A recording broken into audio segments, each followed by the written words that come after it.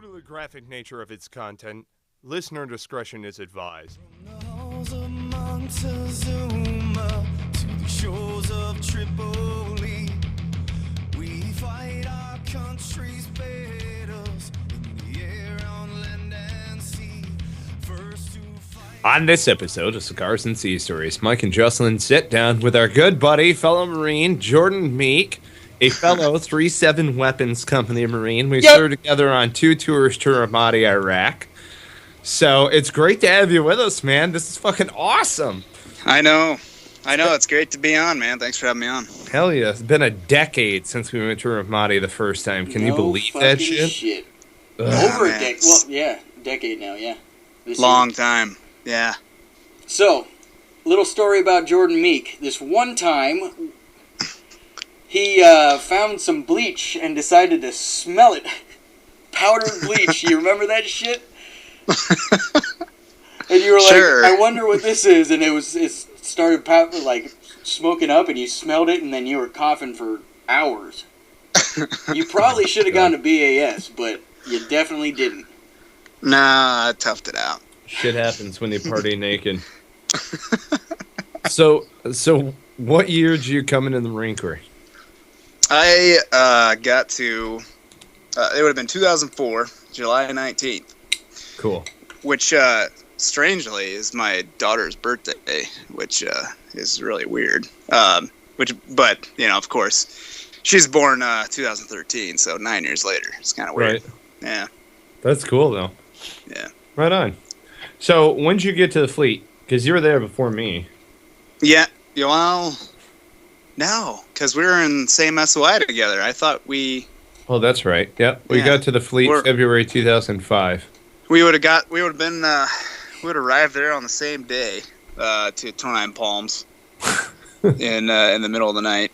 It's probably like 1 or 2 a.m. in the morning, and it was cold. It was like February or January. I can't remember, but I just remember it was really cold, and there was snow on the ground. And I was like, this is unreal. I thought we were in the desert. So, I thought it would be better. It was like dirty snowbanks that was all crusty. I remember that now. It was like a Saturday. It was like a Saturday night, and they dropped us off at like 1 or 2 a.m. in the morning. First Sergeant Breeze is standing out there waiting for us, and he's like, "All right, get in formation." Stop fucking shivering. Yep. Yeah, I remember you fall in. Hey, stop fucking shivering. All right, get your asses in the barracks. I'll see y'all on Monday. That's pretty much how it went down. So I think I got roomed with V-Dorfer for those 2 days. And fucking V-Dorfer, triple dick Dorfer, man. All right, and V-Dorfer got V-Dorfer was our dismount in our truck. See, Juslin was my dismount. You sat right behind me, right? Yep. Yeah. Yep. So, it was. That's crazy. It's crazy how. I can't believe he's still in. Also, go ahead. Go ahead. But Maddox, he's still in too, isn't he? Also trying to get. He's on the Navy side though. Yeah. Yep. Yeah. Them three, Maddox, Vidorfer, and Robison, all aviators. Wow. All mechanical engineering degrees, all took Top Gun in their sniper courses. Like they're just a bunch of motivators. Good stuff. Hey, Meek, remember when I got into the fleet? I didn't have quite the warm reception you guys did. I got there and I kind of showed up alone because I was the only guy. And then Jack Self drove me around for like 4 hours to different places to do paperwork. And then I got dropped off with good old Jordan Meek, and he drove me around in his silver Eclipse. Showing me around. This is the Tank's Chow Hall. And I was just like looking around like, man, this place fucking sucks. Tank's Chow Hall was the shit, too. They had the best breakfast. Yeah, I used to go there a lot for breakfast. They were the only ones that had Tabasco sauce. I couldn't understand why the other chow hall couldn't just get Tabasco sauce. It blew my mind. Can I just say that when you're in the fleet in 29 Palms, it kind of feels like you're almost like a homeless guy in Oceanside. You're always beg, borrowing, and stealing, trying to get rides around, and like, oh my God, how can we weasel our way over here? And, oh dear Lord, God forbid I actually see somebody with a rocker or something like that. You're always trying to move in between the shadows and find a room to dart in between, and you're scared shitless half the time, and you're always wrong no matter what. It's a stressful memory. Yep. I don't know if I'm the only one. No, that's exactly how it goes. I just remember being a brown bagger, I would be able to, I would give a lot of people rides. Because I always showed up to work in a car. Or on a motorcycle? No, on the green that green beast that you had. Hell yes. Oh, the Buick. The Buick. The 93 Buick LeSabre. I had to flutter the gas pedal to get up from Palm Springs, to get up the hill. Maddox would know that. He took the, oh God, what did I call it? I don't know. It was like the Evergreen Bomber or some shit. Maddox took it to go skydiving, of all things. And I was like, look, here's the thing. The motor's going to start puttering out on you, but you got to flutter the gas pedal coming back up the hill from Cathedral City. And he starts laughing, and I'm like, oh, you think I'm fucking joking? I sold that car for $200 when I left. Did it stay in 2.9? Yeah, with Bardalis. Barty bought that shit? Yep. That's hilarious. Yep. Oh, man. Good times. That fucking car. Oh, my God. I hope he blew it up when he was done with that thing. I always said I had that car at the wrong time. Because I had it when I was in the Marine Corps, and it was such a chill, like, that's what I wish I would have had in high school when I was hotboxing with my buddies. That would have been perfect. Not Smokey's Ford Probe that he was banging gears around in. Anyway. Oh, man. I remember Meek's Eclipse. I remember that thing that is car. a piece of shit. Do you still have that? Oh, hell no, dude. I sold that thing. So the cars I had before that were all stick. They were manual. And then when I bought that car right after, I bought it just before we went on Ramadi 1, the first deployment. And I was just looking for anything, and somebody out of Palm Springs was trying to get rid of it for cheap. And it only had 25,000 miles on it. So I had Parker take me down to Palm Springs, and then I ended up buying it, off this guy. He just had a kid, and he was trying to sell it, so I got it for $10,000. And I thought, man, it's practically a brand new car, so I was like, why not? So when I went to go to Pacific Marine to get a loan for it, they hammered me with like a 17 or 16% interest rate. Oh my God. Yeah, because I'd never gotten a loan before. Yeah. So I got to establish credit somehow. Oh my God. Yeah, I hate that. I hated that car. I got a Beamer now. I got a 2006 6-speed BMW. Yeah. Nice. Yeah, what kind? Moving up in the world. Yeah, it's a 330i, just rear-wheel drive. Yeah. No, those are good cars. Yeah, it's pretty fast. Yeah, it's fun. Faster than that front-wheel drive automatic piece of shit. Yep. So what are you doing these days, man? So I'm currently a senior electronics technician for Union Pacific Railroad in the communications department. And yeah, I've been there for 4.5 years. And I started off climbing towers for them. I was just an install technician. Basically, climbing towers, basically putting in new dishes, new antennas, running cable up and down the tower. I mean, there's lots of work that you can do on. We even built towers too. Set steel monopoles, set telephone poles. There's a lot of work in the field of communications. So that's kind of how I got my foot in the door. Huh? No shit. So where how are you did out the- of?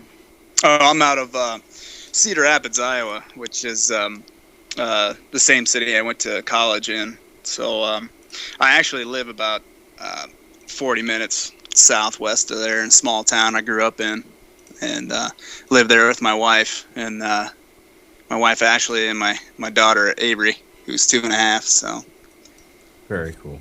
yeah, You're fucking domesticated, bro. I am, dude. I am. All thanks to the wife, man. I tell you, she kind of settled me down a little bit, I guess. After I got out of college, and she was a registered nurse when I met her, and she's still working at the same hospital, and she puts up with a lot of stress there, and she's stuck it out with me. You ever gonna tell her about your branding iron days? Branding iron days? I don't have any brands. What are you talking about? No, you used to go to The that bar. bar, Oh. the branding iron. The branding iron with B-Wad and Oh, yeah. Bristow, and who else used to go there and get in fights? Penman probably was there, and Ryan, Seamus. Oh yeah. I always remember the first thing that always pops up is B-Watt freaking dancing around drunk in the branding iron, dancing with other guys' girlfriends. It's kind of how it usually goes down. And then they try and square off with him out in the parking lot. Oh my god. And they try, but he was this He's hard-nosed just a scrappy motherfucker. little fucker. He will fuck you up. I would never, dude. That guy was a 4-year state champion wrestler Wasn't he never defeated? in Oklahoma, undefeated. I think it was Oklahoma, right? Yeah. Yep, he's from Oklahoma. He's just a tough son of a bitch. Nicest guy, though. Yeah. When he was Yeah, sober. very nice dude. Oh yeah, he was my roommate for a little bit. Him and Harkins, when we had to stay in the barracks on the hill on top. That sucked. I can't believe they threw 3 NCOs in one room. That sucked. Oh, Bullshit. I gotta Jeez. call Harkins. I've been meaning to do that, to be honest He's with a you. firefighter now. Yeah, he's a firefighter. Yeah. He was doing smoke jumping also, I think, for a little while. Yep. Right? Yeah?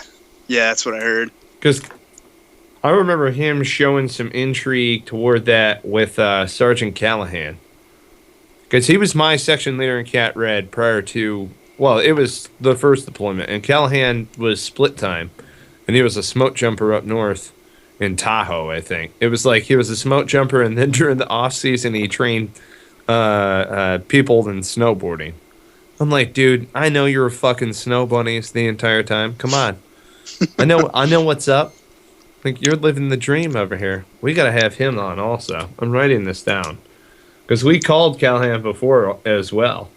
And God, we gotta have like a 3-7 weapons reunion. Just run through a whole slew of recordings with all you guys. It would just be so much fun. Well, they had one in Vegas. I know. I think it was, September?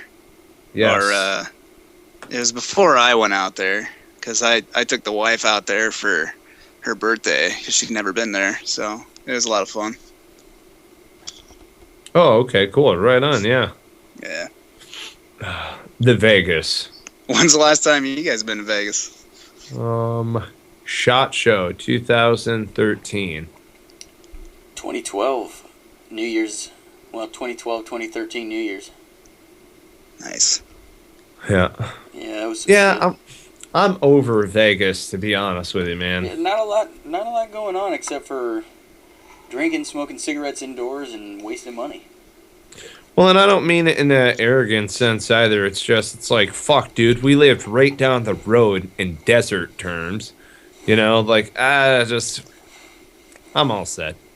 I'd rather go hang out and if you want to gamble, let's go to the other side of Tahoe or some shit, so that we got something cool to look at. Well, that was the best Marine Corps ball was in Vegas. Laughlin.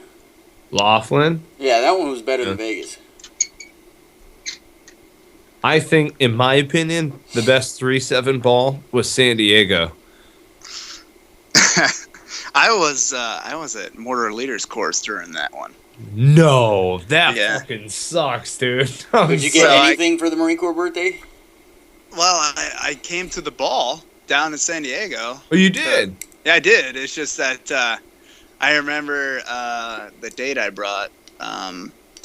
She was older, and she was from San Diego area, and I don't even know where. I think we stayed at the MCRD at the little I don't know hotel they have here.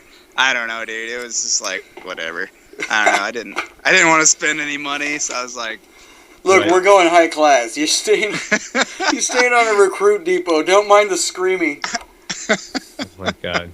You see someone jump from the third deck, it's okay. It's normal. Yeah. Oh.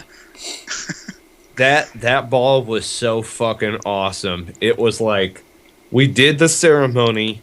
If you wanted to dance, it was in this room, right? So we did everything respectfully and went through it, and it was perfect, but it was only like 30 minutes. Remember? And then we were cut loose pretty much. Yeah. The wife wanted to go upstairs. We did our thing, cut loose. Gunner, I'll say Gunner C, and I, right? Oh, dude, he was already shit-faced. It was like, oh, God. It was him, 2 other Marines, and a doc. And we went out on the town. Before you know it, we're bar hop. No one will figure that one out. No one will figure it out. We're bar hopping. He steals a pedicab, right? I mean, from one of the guys in downtown, like on C Street. They're just like, yes, this is fucking awesome. This is exactly what Marines are supposed to do in San Diego. But, dude, do you know how many bar fights I've gotten in that Hooters that's in downtown San Diego? 3. 3. Okay? 2 were in one weekend. And I still didn't get blacklisted for that fucking place. I threw the hula hoops across the Hooters restaurant in the middle of a bar fight when we were like in SOI. And we were fucking tanked. We had some Fleet Marines that were out there that were just, we were in awe of them.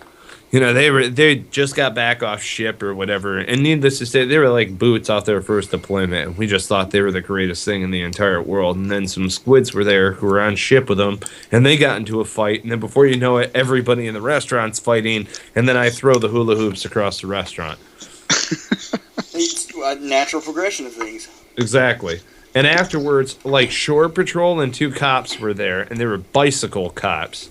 They had their helmets on. Their mesh gloves, the spandex shorts, and everybody's like, no, I was with that guy and this guy, and people are like melting into the shadows and like walking away. No one's paying attention. Like, I'm a bicycle officer, respect me. Like, but people are just leaving and walking away. It was just good. It was bad, but it was good at the same time. So, yeah, man. Good times. To go back to my shitty Mitsubishi Eclipse, did I ever tell you guys? Did you ever hear the story about my 21st birthday and my car getting stolen in Palm Springs? No. All right, so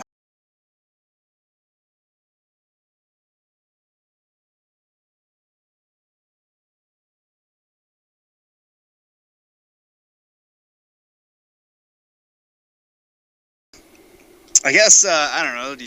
I think I've already mentioned some of their names already, so I guess I'll just go ahead and mention it. But so for my 21st birthday, I believe it was me, Ryan, Penman, and Laguna all decided to get in my car and drive down to Palm Springs, and we went to Zelda's.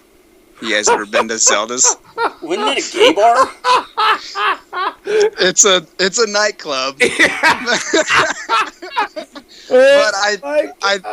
But I think at the time I didn't look like a gay bar, dude. It looked like a regular nightclub. I don't know why the hell else we were going there. But anyway, Laguna said, "Hey, I know one of the bartenders. Hey, we're gonna get hooked up all night." I'm like, okay, whatever. So we go in there and we start drinking. And I remember when we parked my car, Laguna ended up grabbing the valet ticket. I'm not thinking anything of it, you know. And so, you know, we're drinking heavily, and then we leave that bar and go to a different bar. And then I remember Toon was with us too. Anyway, we went out in the parking lot and noticed, hey, my car's gone. How are we getting to the hotel, or how are we getting anywhere? We're like, all right, I guess, you know, we asked the valet, hey, where the hell's my car? He's like, that Mexican guy took it. And we're like, Laguna? So apparently he had my fucking keys, and he took off in my car.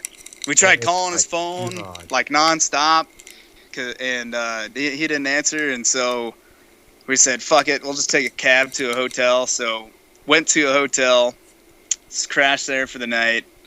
I think I almost threw up in the cab. That wasn't a good deal. And so I think it was Penman or Ryan found out the next morning that Laguna got arrested for DUI or OWI, whatever.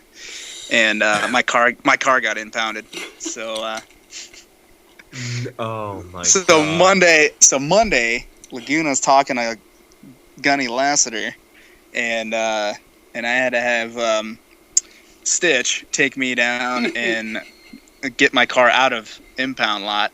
So that was not a good Monday, that's for sure. Oh my god. At least you got out of work. I'm not the only one who thought that. Yeah. Oh, nice.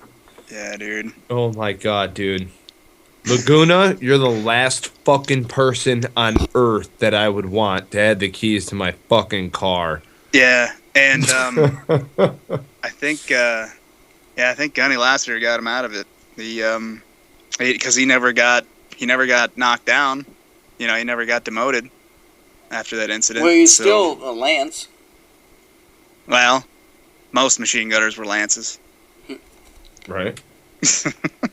Jesus. Most senior machine gunners were lances. Mott, look at him. He was a lance the whole time. Mott was trying to be a lance the whole time. He didn't give a shit. I know. Fucking. Oh my god. I still can't get over the fact that you went to Zelda's. I know, dude. I didn't freaking know. I used to send Boots down there like it was fucking cool. I'd be like, oh yeah, go to Zelda's. You guys will have a great fucking time. You know, they show up Monday morning formation, just like, hey, Corporal, what's up? You know, like, yeah. Where'd you guys go? Did you go to Zelda's? No? Yeah? No? No? Not Thad's. We didn't go to Thad's. You're like, I know what's going on. Didn't one of the staff NCOs get caught down there, like, legitimately hanging out? At Thad's?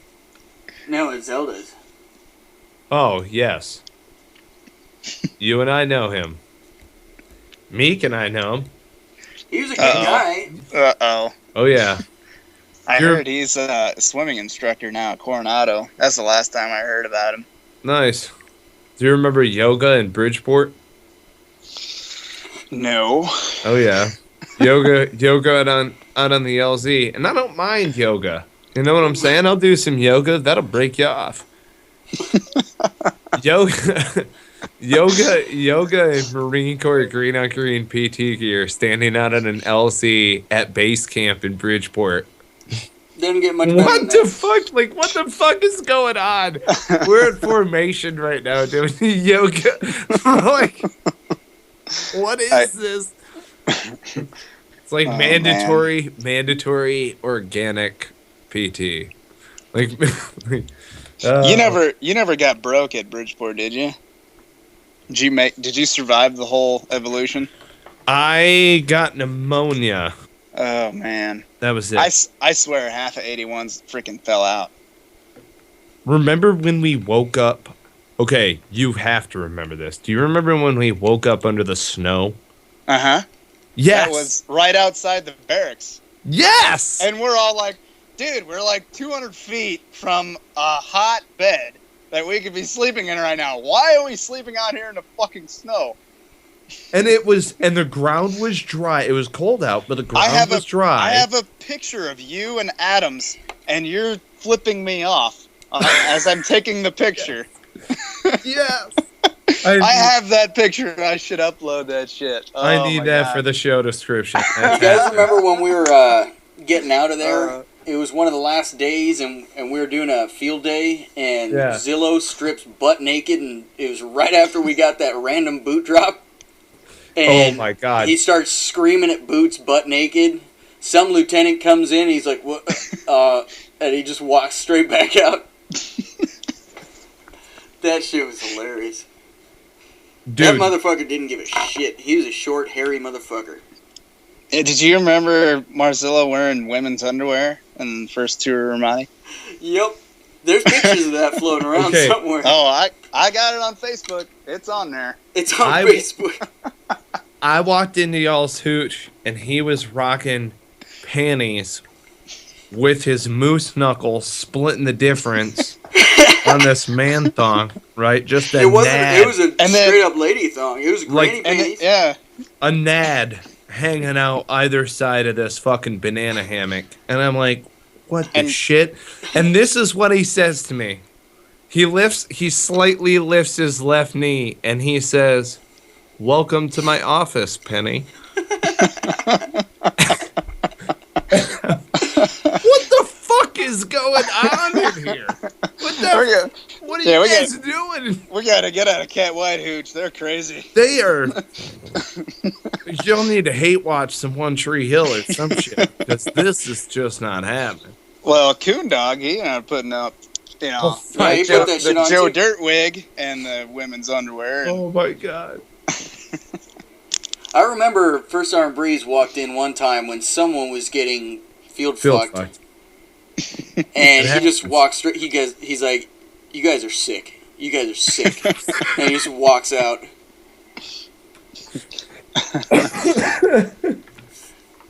Oh my God. Good Dude, times. when we were in the hooch on the second tour, it was like late one night, and Coon was going back and forth in some sort of like verbal parlay, and he's like, "That's right, motherfucker, checkmate, king me." And I'm like, "Coon, that's two different games. I don't give a fuck. I don't give a fuck, man. Checkmate, king me." I'm like, "Dude, fuck you. And fuck you for stealing all the AC. Give me that shit." Because there's like 7 louvers in the AC, and you're always battling over the middle one. Just keep it straight, Coon. Just keep the middle one straight. No, man.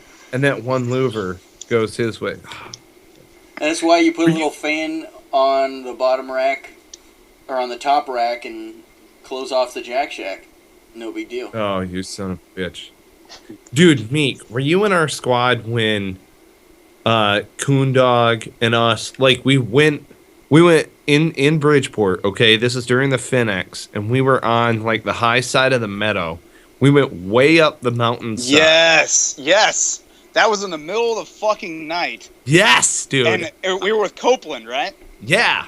Yes, I remember that shit. We snuck up on some line company or some line platoon, and, yeah, I was just like, fuck, dude. We're above the fucking tree line right now. We're gonna fucking fall. Yes. You know, that was crazy. Okay, sir. What's that? I remember that. I do. That one freaking mission that for some reason Copeland's like, yeah, let's go up here. I'm like, right, huh? exactly. Let's skyline ourselves above the tree line. No big deal. Yeah. Oh, the snipers will spot us. No, because right, exactly. Well, it worked out though, because I was trying to remember who was. I think I was PL, or I helped somebody write the order, but I remember working with Coon Dog because he was walking point, and he and I on the way out there, we're trying to figure out how to negotiate that like scree field. Remember how we were walking across and a couple of us started sliding down the hill in the middle of the fucking night, and then it was like off in the distance. You're like, oh shit, no! I don't want to get eaten too much. Coon Dog's like, I can, because you know how Coon can get when he's serious. It's like, I ain't getting eaten, man. That ain't fucking happening. That and it's cold out. And I'm just but okay, so we're over there. We get all the way over and we were like hunting an element a kilo. I remember that. We get all the way over through the pine trees and down this hillside into a rock formation, and we were overwatching that platoon that was right in front of us. They were like vertically above them, probably like 25, 30 feet. Yes. Yeah. They had no idea we were there. Nope. We're like fucking mountain lions, fucking just, you know what I mean, stalking the shit out of them.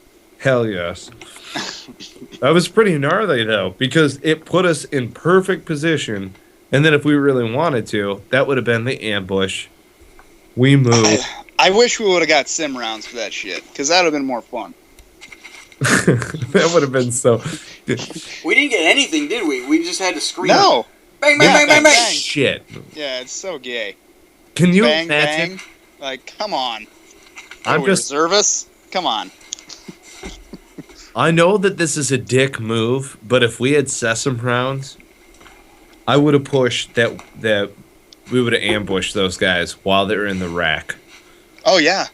That would have been so fucking awesome, because I've never seen that before. I've never seen Marines under ambush while they're in bivouac. I just haven't witnessed it. I bet half of them wouldn't even have gotten up. They just like, fuck it. No, with sesame rounds, dude, you're getting hit with fucking paintball. Yeah, dude. I would get out of the rack and return fire with my paintballs. But can you imagine waking up to getting shot by sesame rounds? That would fucking blow, dude. I don't know. I was reminiscing about this the other day because I was toying around with like writing a story about it or something, whatever. Because I thought that it was just a really cool moment. I mean, I thought that was kick-ass for training and for everything else. It fucking sucked. Yeah.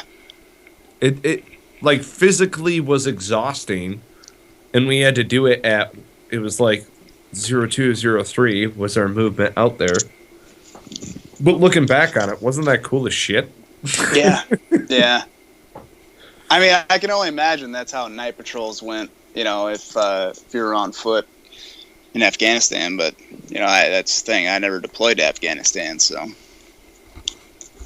Yeah, I can definitely tell you without a doubt that Bridgeport was a solid proving ground for going and conducting missions in the hills of Afghanistan. That's good, then. Nice. That's good, man. Yeah. Like, that was one thing.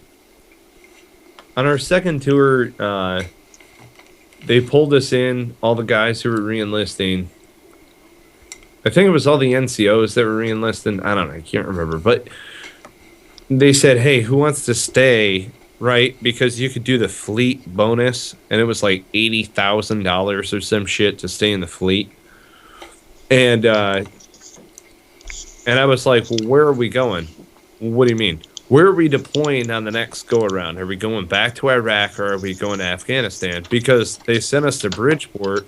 I thought we were going to go to Afghanistan, which would have been fucking awesome to go to Iraq and then the next tour to Afghanistan. That's what I wanted to happen, right? Nope. I mean, that's right.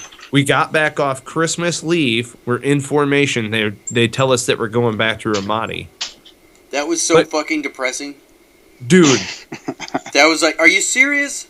Like, You couldn't get more original than that shit. Before I set foot back into my my house when I got back, right? When we all got back from Libo and they told us that shit in formation, and then I drove home later on that day, I sat in the driver's seat of my car and just cried. And was like, I can't fucking believe that we are going back to Ramadi. And then they put us... That was the same fucking hooch that I was in on the first tour. Like that I was in as far as Cat Red is what I'm trying to say. I know that it was the same hooches that we all fell in on. It was like such a fucking mental meltdown. I'm like, oh my God! You know? Yeah. Yeah.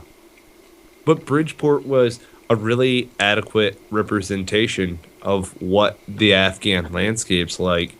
At least Not where quite I the elevation. What's that? Not quite the same elevation, though. That was max, 8,900 feet?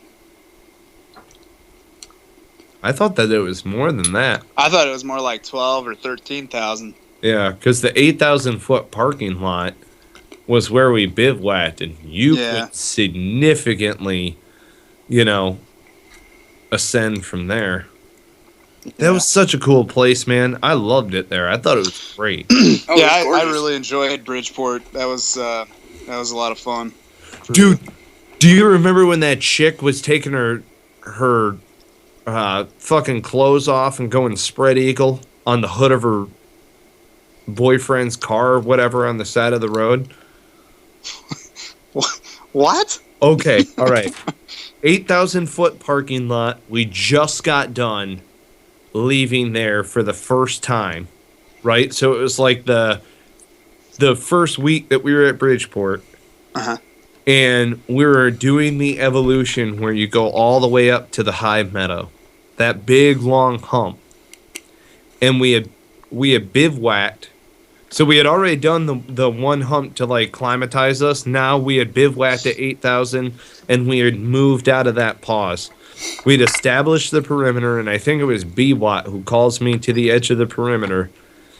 This chick is on the hood of her boyfriend's car, like, touching herself, all sorts of stuff. He's snapping photos, yada, yada, with the background and the waterfalls and all sorts of shit. I mean, it's a remote road in the middle of... I think I know what you're talking about now. Oh, dude.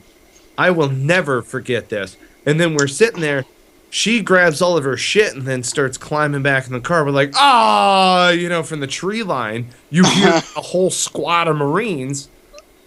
And they're like, the guy's got the camera in his hand and he's like, oh, fuck you, asshole. And a whole squad of Marines walks out of the fucking tree line with M16s in hand.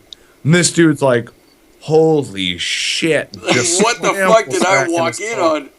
Oh, dude, just scrambles back into his car and hightails it out of there. Oh, man. That's one of my fondest Marine Corps memories. I guess I wasn't one of the gawkers that day. Oh, but dude. I remember hearing about that. That was a good time.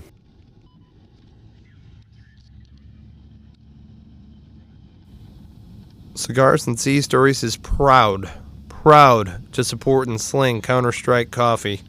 Counter-Strike coffee, I want you to know, is meant to be drink black. Now, I myself love coffee. I'm a big coffee drinker. I went away from black coffee for a little while. Needed the cream and sugar when I was rocking it with the generic blend. Counter-Strike coffee brought me back into the fold in a huge, huge way. They do a great dark roast. I'm a big fan of napalm. That's my fave. Smooth operator is good, though. It can go with cakes and pies, and I got a bit of a sweet tooth. I know a couple of us do, And then also Firewatch. I mean, Firewatch, that's going to be the kick in the ass that you need in order to get your day going the right way. You know what I'm saying? If you haven't already done so, check out counterstrikecoffee.com. Use promo code Cigars and Sea. You will get 10% off. Again, that's counterstrikecoffee.com. Use promo code Cigars and Sea to get yourself 10% off. The river crossing was my favorite part, just because it was complete just chaos. The water was so cold, you just shriveled straight up, nuts straight in your stomach. Good times. Yeah. Everybody screams like a little bitch, too.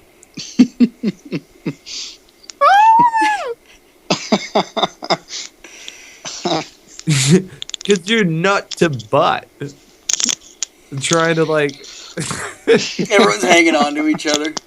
You're like creating Tetris formations as you're. After they got everybody across, they just kind of let everyone to just fuck around for a while. Right. So everyone just kind of went across again, or 2-3 more times. Oh my god. That was a good campsite too, for a bivouac area. That felt very much so like. Did you guys ever do like backpacking when you were kids or anything before you went into the military? No, not. I mean, I did a lot of hunting, but not a whole lot of backpacking.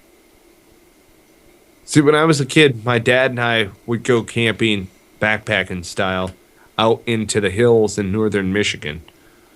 You know, and you catch fish out of the stream, shit like that. Shit like what Hemingway writes about. Like, that's what I grew up doing.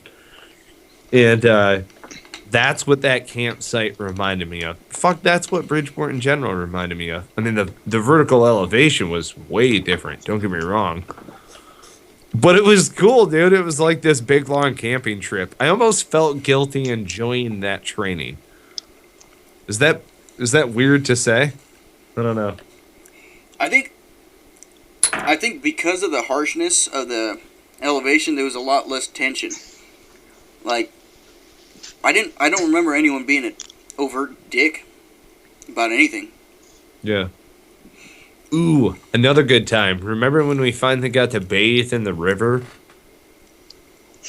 And everybody was jumping into the little pools and stuff like that off the. Oh yeah, I remember that. Yeah. I've got a really good picture of. I got a picture of Petrini washing his balls. Oh, shit. I've got one of Mavfeld and he's got like soap around his neck or some shit. Yep. I got him too. Yes. I got a big fat dip in one of the pictures, like a big fat hog leg. That was good stuff. I mean, backpacking's good. I mean, just as long as it doesn't end up like the plot of Deliverance, No one wants to get lashed to a tree and made to squeal like a pig. Yeah. That's no bueno. Did you, when you went back in, you deployed to Afghanistan, were you with the line company or a weapons company? I was a police advisor. Oh. So I was with H&S Company on the books. Oh. I bet that was fun. So, yeah, it was kind of like...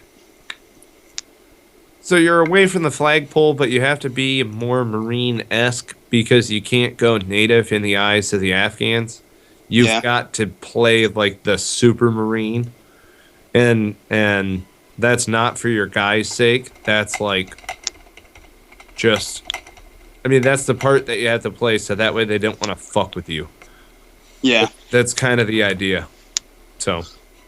But you get a different training set.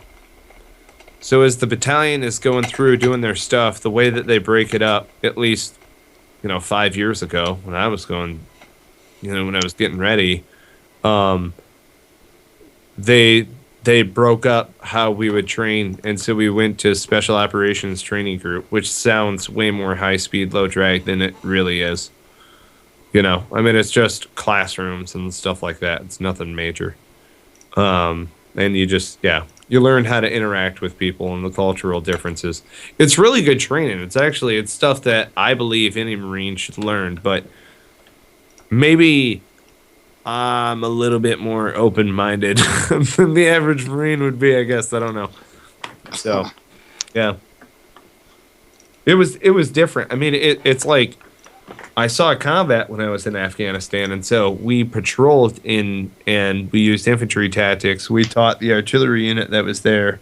A lot of the squad leaders wanted to better understand the 5-paragraph order system and how to be patrol leaders. So we did that in order to sharpen our instructor skills in working with the Afghans. So it was a lot of infantry tactics, a lot of patrolling, but it was, it was Ranger file with metal detectors and stuff. That sounds like no fun. Yeah, it was pretty terrifying at first. That would be a different different concept of patrolling than the traditional way you're taught in SOI. Yeah. Definitely no online. Well, and you were a driver, right? Yeah. So and I was a driver. Uh-huh. Were you the lead for the split section, or were you the? No, I was Bravo 1. Oh, so you were the head of this. Okay. Head of section. Yeah. I see. Bravo 1. So you were the Seamus, because Ryan was the lead driver for Delta, and then Coondog was the lead driver for Charlie for Ramadi 1. Oh, okay. Yeah. Right on. And then Penman, he was the second driver for Delta 2. I was Delta 3, and then Marzilla was Delta 4 driver. Mm-hmm. Yeah. You remember that first IED that hit right between 2 and us? Uh-huh. And then I do. Fucking me and That was the Vidorfer day I start shit my laughing. pants. Me and Vidorfer are laughing uncontrollably. Stitch looks back and starts screaming. I can't hear a word he's fucking saying. I'm just laughing. You kind of... All I could remember was tapping the brakes, but then training took over, and I was like, oh shit, I gotta keep pushing. I gotta push through. Yeah, I gotta push through. I can't see shit, but you can't see shit. All you see, you're surrounded in a cloud of dust. Well, not only that, but all the dust displaces on the inside of the Humvee. But the way you train is, if the truck ahead of you gets hit, you need to push him out of the kill zone, and that's exactly what we did. We pushed him down to the end of the street, and what street was that? I want to say it was Cemetery, I think is where we got hit. Like right in the middle of it. Heading westbound. Well, it barely clipped the back of them because it hit almost right in between. Or our dispersion was bad, driver. The weird thing was, okay, so the explosion was like right on the sidewalk off to the right. Yeah. And it took out my rear left tire. So I don't know how the fuck that happened, because you would think it would have shredded the front right tire. But I remember getting back to the clearing barrels, and Self and Stitch were screaming at me. He's like, I don't know why the fuck that tire ain't changed yet. Hurry the fuck up, get that tire changed. And I'm like, holy shit. We just get hit by an IED, and this is how it's gonna go down, I guess. Okay, cool. I'll get the tire changed. Well, remember right at Stitch's face, there was a giant pock mark on the armor, and we had to change out the freaking window the next day, beg, borrow, and steal to try to find... Didn't we steal from an army Humvee? Dude, we stole so many fucking parts from Motor T. I'm surprised they didn't come fucking doing searching parties looking for parts, because we stole so many mirrors from so many Humvees. It's ridiculous. Because that was one of Stitch's pet peeves. He had to have mirrors on both sides. I remember Motor T complaining about your bitch asses. Because they would be like, at least Cat Red comes over here and changes out some of their shit. Cat White just steals from us. Well, the thing is, you go to Motor T, they're all, one of them's racked out, the other guy's a chow, and the other guy, he's in the middle taking a piss. Nobody is around. But they are help all smoking. Yeah. They're all smoking. Even the guy who's asleep. Cool. No one's around to see me steal this shit, so I'm just gonna fucking take it. Acquire. All right, so... Is this yours? Is this yours? I asked. All right. Yeah. I fixed every part on that Humvee with the fucking Gerber that I had on my hip. See the... Dude, that window was fucking hell to take. I don't know why we had to do it, but fuck if we didn't get it accomplished. Oh my god. Remember how pissed off Stitch was when he finally saw my purple ass fucking ankle? like 3 weeks after the shit happened. Yeah. He's like, why are you limping? I'm like, nothing, Corporal. Dude, when you first, like, okay, so I witnessed Vidorfer fall on Justin's leg. And to be honest, it didn't look like he had a whole lot of weight on your ankle, the way he fell. But just he got stuck on that. You know how the floor had those cracks in it? Yeah. It used to have wood or something, and then now it doesn't. It got stuck in that, and we were rotating while we fell, and then we both fell straight on top of it. And I was like, V, you just broke my fucking ankle. And he's like, no, I didn't. I was like, yes, you broke my fucking ankle, dude. What the fuck did you do that for? He's like, no, I didn't. What? No, it's not broke. It's not broke. It's just a sprain, dude. You'll be fine. I was like, that's what I thought. Because, I mean, I was like, dude, that's got to be a sprain. And then, like, 3 days later, half of his fucking leg was purple. And I was like, and it was swollen, like, twice the size. And I'm like, oh, my God, as long as I kept the boot on it and kept it real fucking tight, it was fine. Dude, remember, I went on, like, 5 patrols. I remember you trying to drive. And, yeah, they put you as a driver because you could not walk. And, well, I could walk for a couple of missions, and then when Stitch saw it, like, he let it ride for a little while, I guess, and then he saw it one day when it was purple, and he's like, go to fucking BAS, you asshole. Jesus Christ. Yeah, dude. And then a few months later, after that incident happened, Vidorfer got his finger chopped off by Hanley in a knife fight. So yes! get this, fuck dude. Yes. So of course, you know, the whole ankle incident with Juslin happened because they were fucking wrestling around. They were fucking around in the barracks, and so now Vidorfer, I don't know, for some reason he gets fucking Riley really easy, and he's fucking with Hanley. Well, Hanley is a little fucking weird, and so Hanley, you know, Vidorfer's like touching him and like trying to grapple him and shit, and Hanley all of a sudden, with, you know, he's got his left hand up and in his right hand down, like he just pulls out of his pocket a knife and he fucking flips it open, you know, behind his back, so Vidorfer didn't see it. And so when V went to reach out to try and grapple his neck, Hanley fucking with his right hand swiped in an upward motion, and it fucking cut off Vidorfer's fingertip. Oh my God. So Vidorfer's like, holy fucking shit, Hanley, you fucking kidding me? And his finger is just like gushing blood. And I mean, it took almost the fucking fingernail off, dude. It was a huge chunk of his finger. So anyway, we run over to BAS real quick, me and Vidorfer, and BAS is like, oh my God, dude, where's the fingertip? And we're like, we don't fucking know. And we looked around a little bit. We couldn't find it. So BAS is like, he's going to have to go into surgery. We're going to have to fly him out of here unless you find that fucking fingertip. And so I'm like, fuck. So I ran back to the hooch, and I tell, and Staff Sergeant Carrero was standing outside, and he's like, what the fuck's going on? And I was like, we got to find Vidorfer's fingertip. Otherwise, he's got to get flown out of here for surgery. And Carrero's like, get the fuck in there and find that goddamn fingertip.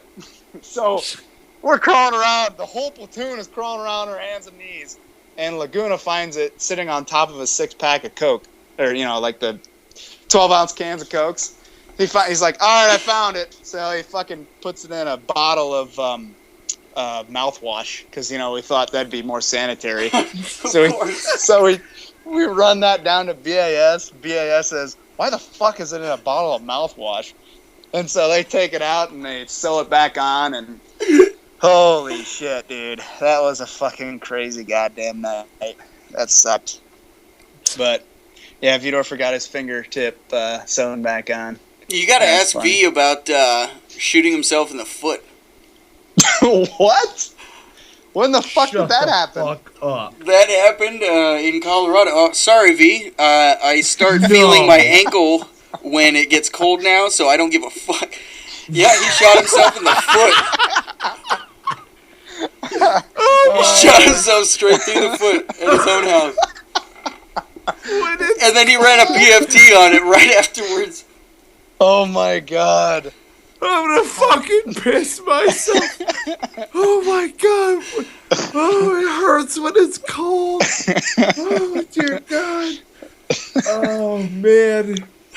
Oh my god, dude. I need to start wearing an adult diaper when we record. That's so funny. Dude, good times. I guarantee this is going to be one of our more popular episodes again, like the Sanderson one. Well, yeah, right, because it's funny as hell. It's funny hearing somebody actually validate the story. Like, oh no, I remember that shit. It was true. Like, see, I told you, you can't make this shit up. You can try. You could put a bunch of nerds in a think tank somewhere and they couldn't come up with this shit if you wanted. You know what I'm saying? It's just, Ramadi is a crazy fucking place. It's so crazy that Marines chop each other's fingertips off just like... And get blown up by shit, too. Right. Oh, jeez. Yeah. Well, and it's funny, too, because when you're recounting the cloud and, you know, everybody knows that like, cloud signature, or at least they've seen it from afar or whatever. So I don't know if you guys remember this, but halfway through the deployment, I went from being lead truck vehicle commander to being so I would go in between being a driver for the QRF highback, and then I was lead truck vehicle commander, which it's not like all of a sudden I had the duties of, you know, my corporal vehicle commander. Don't get me wrong. It's just I read the map and navigated around the city so that I could, you know, eventually do that job, right? But then Being a highback driver is actually kind of fun. it was fun, and Yeah. at the same time, oh man, it was extraordinarily stressful. Like, looking back on it, you're like, Yeah. oh man, I really hope the guys in the back of this don't die while I'm on my way to Charlie Medical. Well, the worst part was the highbacks were most of the time a fucking Mack truck. So, Right. I mean, With obviously, a Kevlar blanket on the Yep. bottom that would impede the gas pedal from going all the way to the floor. That's a problem, America. yeah, that sucked. Meek, were you in the back of the highback with me and Maddox and Laredo when we got hit by another IED and we just stopped for like 6 hours right next to the gas station? Maybe. I don't remember, dude.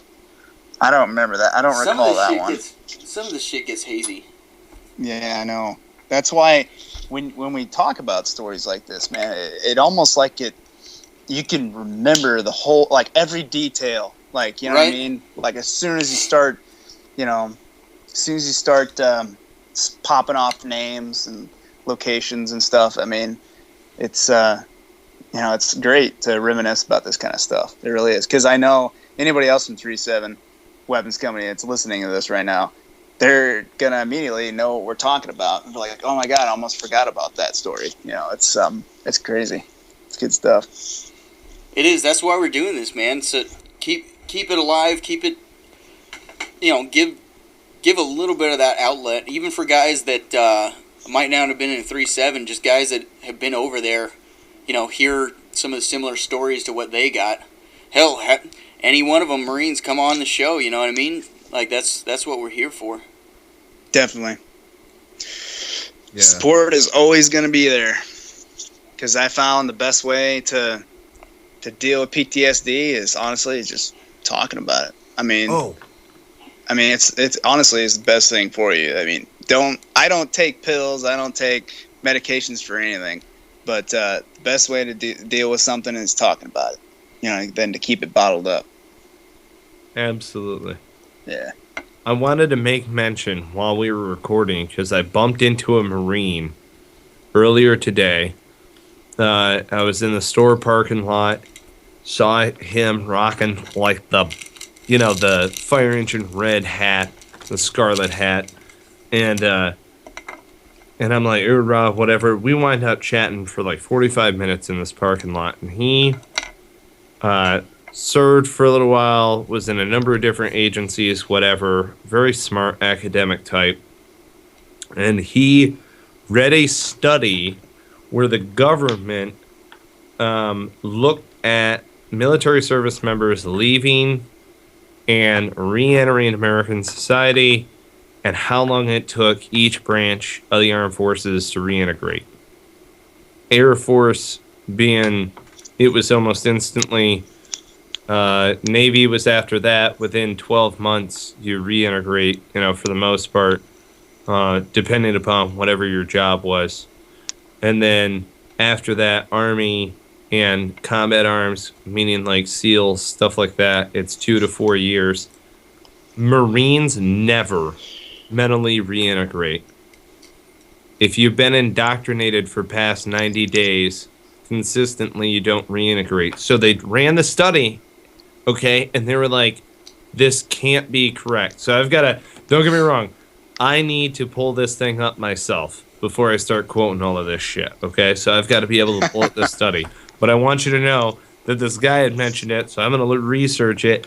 But I thought that it was really crazy and cool because they thought that they had fucked up the study, and so they ran it in the UK, and it turns out that, now keep in mind, the Royal Marines, I mean, they have a crazy-ass training package. One would say that it is definitely more intense than ours.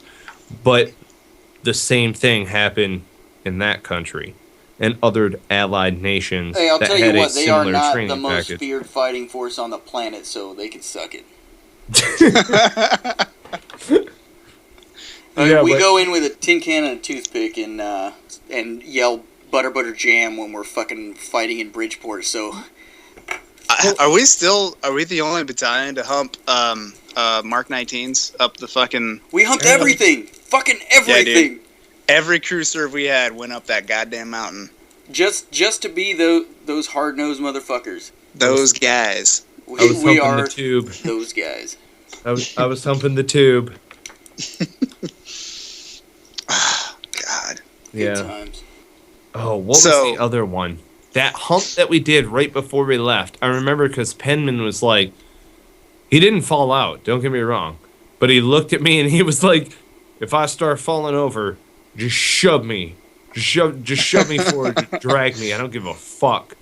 Not falling out. And then Thompson kept looking at all the kids who were like pale and quivering. Doc shoving the silver bullet up their tailpipe. And all Thompson says, he looks at him and he's like, should have hydrated. Thompson's skinny ass, like he can carry anything. Should have Dude, hydrated. wait a one buckle guy- 5. This kid is gonna fucking die. He's like in a bush in the middle of the desert, like quivering, getting a thermometer up the pooper. Should have I'd say hydrated. One Marine, I think, that has the most heart when we did hump crew serves out of the 81s was probably Bonacamp. That guy never fell out of a run. Hell And, yeah. Yeah. Boner's You guys a remember good Boner? dude. Simple, yeah, I remember Simple Boner. guy. He was always happy. Oh, hey, Charles. Hey. Hey, give me a hug. He always hugged people. He loved hugging motherfuckers. Boner, if you're listening to this, I love you, brother. That guy messages me on Facebook every once in a while. Sweet. Yeah, dude. Boner's a good dude. I remember when he was getting his ass chewed out on ECP North one night. I don't remember who was doing the ass chewing, but I could hear it from Hurricane Point, and I was laughing my ass off because he's like, Bodicamp, you gotta be some special kind of fucking retard, you dunce motherfucker. And you can just picture Boner like, oh boy, I really messed up this time. He said that. You know who is the most one time. even-keeled motherfucker? I had him as a roommate for like 4 months, is Sam Hand. Oh, man. That guy's... He slept with, like, 3 or 4 different knives under his pillow. I'm not joking, dude. He had a... I think he brought, like, 20 knives with him. Oh, yeah. On the first deployment. I'm pretty sure. It's crazy But how many knives he had. anytime you'd walk in the room, he would be watching anime, and he would be like, would you like a grape soda? And he was all smiles all the time. Never, ever pissed off. I've seen him pissed off. I can't remember what it was. Dude, that is some serial killer shit, man. Like, that's... Oh, man. I tell you what, the list of characters, just the people who pop out, who stick in my mind. Like, hey, Mazer. What? Did you guys know that Mazer had to get flown out? No, wait. Like 2 months after Juslin left, he had to get flown out because he went unresponsive. What do you mean by that, though? He passed out, and the No, I was still there for that. You were there for that. Yeah, he was freaking. So, he just kind of was. Had like a seizure or something. Something happened. He just turned off. Yeah, and then he finally came to, and I don't know where the fuck he was. He was on a helicopter or something. Probably heading to Baghdad or some shit. I don't know. Because they took him to Charlie Med, and Charlie Med took him somewhere else, I think. I don't know. But he came back. Hey, wasn't it... Okay, whose DVD player got hit on the first tour with the mortar? That was Laredo's. That was right next to my little TV DVD player setup. A mortar straight through the roof of the hooch. Bam! I think it was sitting on top of a sea bag or something, and it nailed it, and it then it skipped off the concrete. You guys are lucky as fuck, A, that it didn't blow up. And we're B, out on... Nobody was in the hooch. We were on QRF, and we were all out. So... Yeah, but correct me if I'm wrong. Weren't you at the clearing barrels? We were. Because the company commander wanted to be long-winded as fuck post-patrol at the clearing barrels, not where you debrief. You do not want to clog up the clearing barrels and hang out. And you guys are chilling for like 40 minutes. I remember walking out of the chow hall going, why the fuck is Cat White still there? They were there when I walked into the chow hall. And then, like, EOD is on the sidewalk, and I'm like, what the fuck is going on? And they're going, we got to send the robot into Cat White's hooch because there's a mortar. And I'm going, no, Cat White's on the clearing barrels. Like, you guys, it was just, it was more than I could take. I was. Didn't Cat Black have a mortar go off inside of their fucking Humvee? Like it went through the gunner's hatch and went off inside? Ooh. Oh, well, while parked, yeah. Yeah, while it was parked. Not with people in it. Let's not scare motherfuckers. Yeah. Yeah, they were. Yeah, when it was sitting in front of the hooch. It was parked in front of the hooch. That was back when we could actually have them near the hooch instead of fucking in formation. That was the stupidest shit for the second deployment. Why the fuck did we have formation? Like, holy shit. Reason for that is so you only had to have one fire watch. Lazy sons of bitches. Okay, I know, right? So let's try to count real quick. There's Cat White's hooch. There's Cat Black's truck. There's the rifle range out where Uday's palace was, out on the point, was hit by a mortar. Because remember, the kid got blown off the post. I don't know if he was actually hurt, but he got blown off that one post. Remember, it just looked like a deer blind. Oh, remember there were like stairs that went up? North. Yeah. No. Out by the... Okay, remember the BZO range that was out at the point of Hurricane Point? Yes. There was a mortar that hit out there and blew the kid out of the post, like down the stairs. Oh, okay. So that was one of them. Another mortar hit, and I can't remember Something hit right outside of Cat White's hooch, because I was sitting on my rack, and then I walk over to the back door, and I open it, and then suddenly, like, this explosion goes off, and a burst of sand flies past me, and then I close the door, walk over to my rack, sit down, and start screaming. You gotta... What? Well, it was a delayed reaction. Like, I was like, okay, that just happened. close the door back up, walk back over to my rack, and then sit down and start screaming. That's awesome. I'm sorry that happened to you. Let's laugh about it together. So That could have been Well, that could have okay, been actually the bridge. Here's the thing, though, I don't know. that then you've got it was a major or a lieutenant colonel who got hit in the neck by a mortar.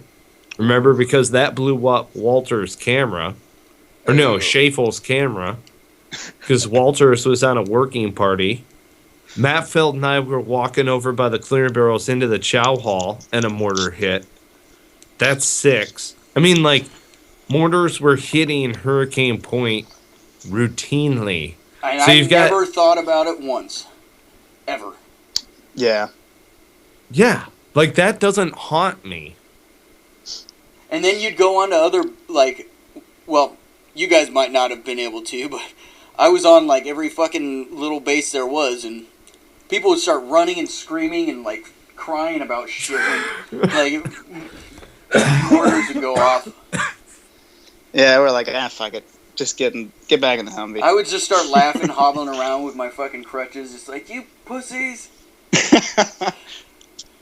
So yeah, there's never any mortars that went off at ECP North very often, but there's one story I'll have to share with you guys, and it was so I sat on the post at ECP North. I sat on the post looking west at the entrance coming into ECP North. So that basically overlooked the shit pile that was always burning and always smelling. Yeah. So I guess one afternoon during the day, Coon Dog and Penman take trash out there, and they got a couple of jugs with them. I'm not paying any attention, like, whether they have JP8 or fucking gasoline or whatever the fuck they had. So they started walking out there. It was definitely Mogas.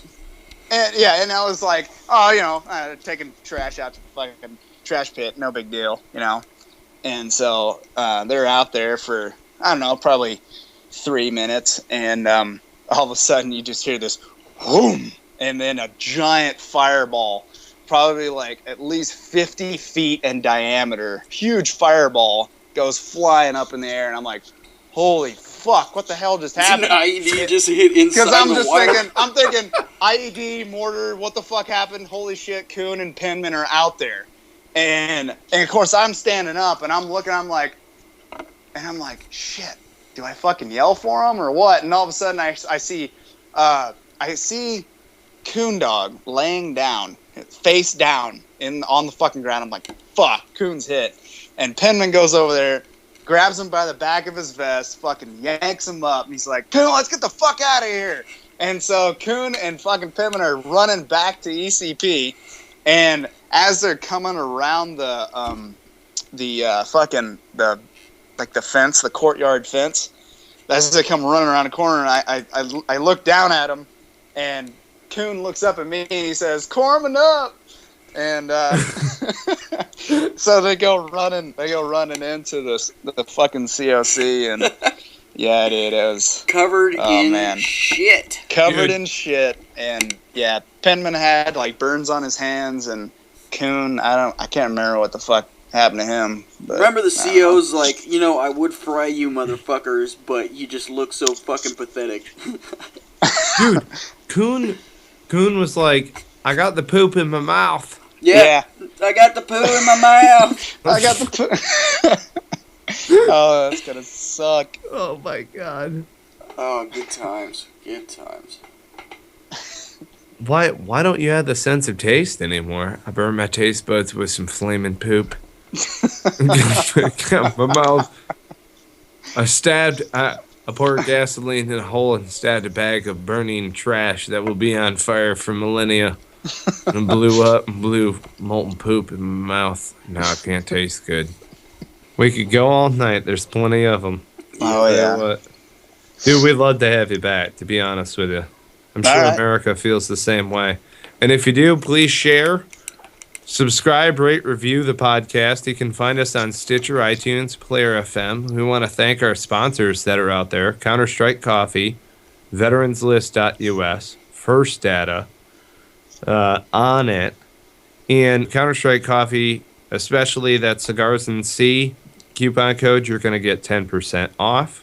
Veteranslist.us, use Cigars and Sea if you want to get yourself a featured membership.